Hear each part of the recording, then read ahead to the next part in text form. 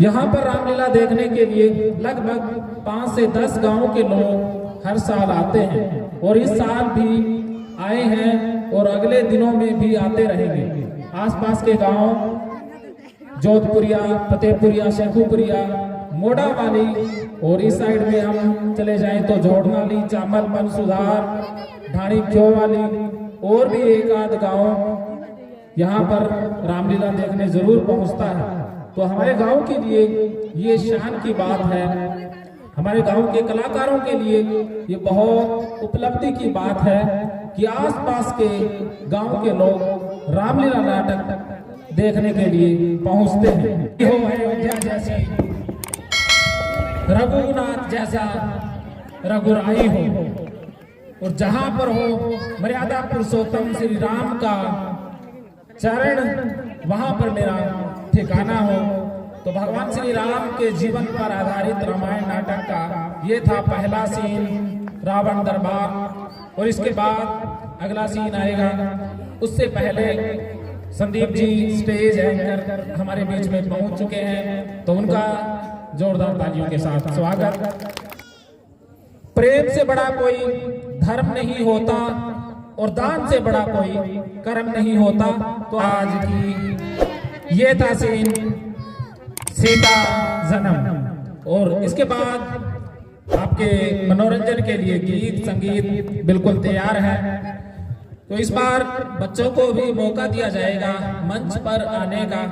छोटे बच्चे कुछ कविता, कुछ कहानी या कुछ भी सुनाना चाहें तो वो कल या परसों जैसे ही नाम नोट करने का सिलसिला शुरू होगा तो आप नाम दर्ज करवा सकते हैं। इसके अलावा जो स्टेज पर बोलने के चाहवान इच्छुक विद्यार्थी वो अपना नाम लिखवा सकते हैं।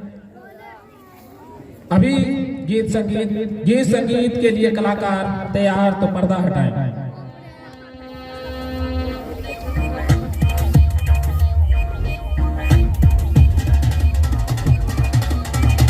बोलना है आपको। अभी इतनी ठंड नहीं आई है कि आप सभी ठंडे पड़ जाएं। अभी आपने संगीत का लुत्फ उठाया तो कलाकार के लिए तालियां तो बनती हैं। तो जोरदार तालियां नृत्य कलाकार के लिए। तो अगला सीन रहेगा दशरथ दरबार, पुत्र प्राप्ति, हवन यज्ञ। वेदों में यज्ञों का वर्णन है। हम सभी सनातन धर्म हिंदू धर्म से संबंध रखते हैं। तो हिंदू धर्म में 4 वेद बताए गए हैं। 4 वेद कौन कौन से हैं? सामवेद, ऋग्वेद, अयुर्वेद और अथर्ववेद।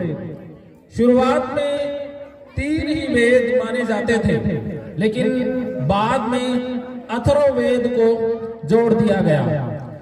वेदों के अंदर श्लोक हैं, सूक्त हैं, जिनके अंदर देवताओं का गुणगान है, आह्वान है। और अथर्ववेद में कर्मकांड से संबंधित, स्वास्थ्य से संबंधित, पुत्र प्राप्ति से संबंधित हवन यज्ञों का वर्णन है। तो रामायण भी महर्षि वाल्मीकि जी द्वारा बहुत बाद में रची गई है। पुरातन तो वेद है, तो वेदों से यज्ञों का प्रचलन रहा है। तो उसी में से एक यज्ञ, पुत्र प्राप्ति यज्ञ, रामायण में भी आता है। तो राम और राम के भाई उसी पुत्र प्राप्ति यज्ञ का फल है। तो रामायण से संबंधित, भगवान श्री राम के जीवन से संबंधित, इतिहास से संबंधित, सनातन धर्म घटियो नीर, दान दिए धन ना घटे, कह गए दास कबीर। तो दान देने से कभी धन में कमी नहीं आती है, अलबत्ता धन में वृद्धि होती है। तो हमारे दानी सज्जन इस प्रकार हैं। संदीप जी उनका ब्यौरा दे रहे हैं। जी संदीप बोलिए।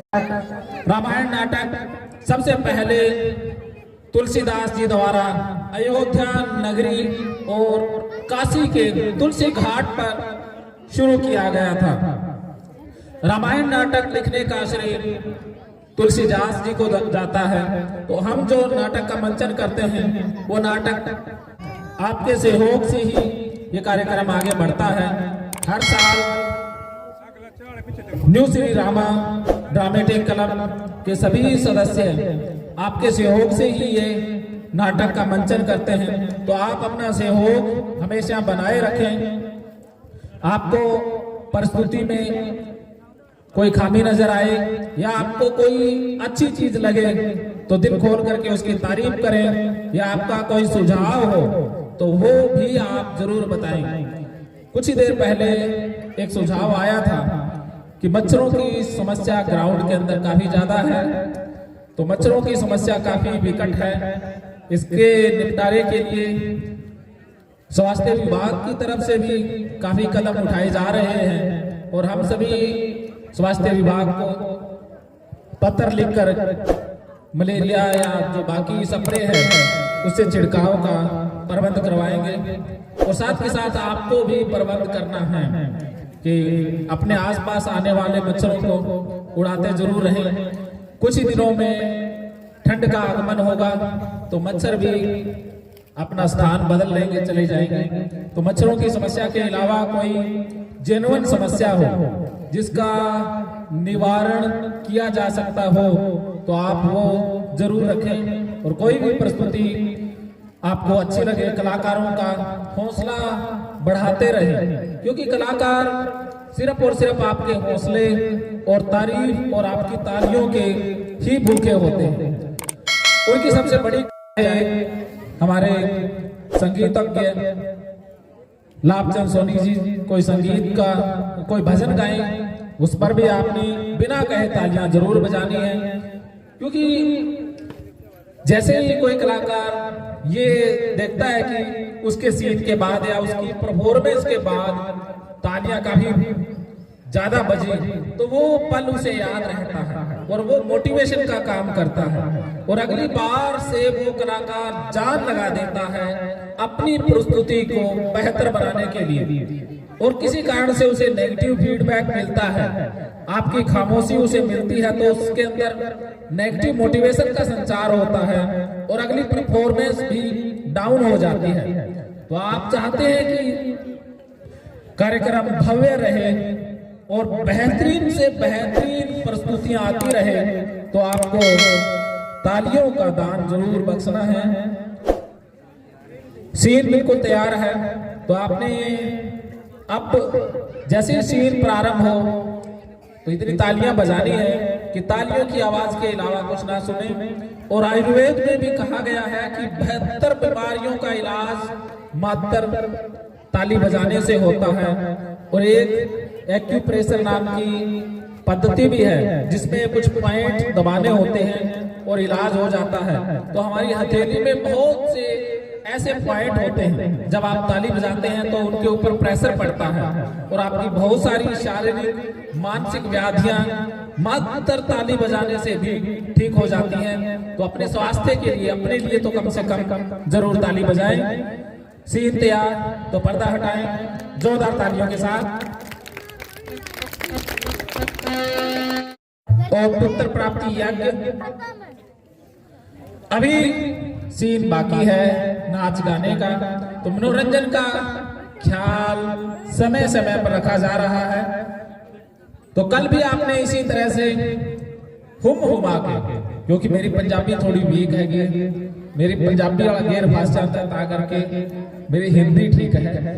तो कल भी आपने इसी तरह से पहुंचना है और शांति बनाए रखनी है। और कल बच्चे कुछ भी कहानी कविता तैयार करके लेकर आए, और जो बच्चे स्टेज पर बोलना सीखना चाहते हैं, स्टेज पर अपनी परफॉर्मेंस देना चाहते हैं, वो बच्चे भी अपनी तैयारी जरूर करके आए। अभी गीत संगीत तैयार, तो डीजे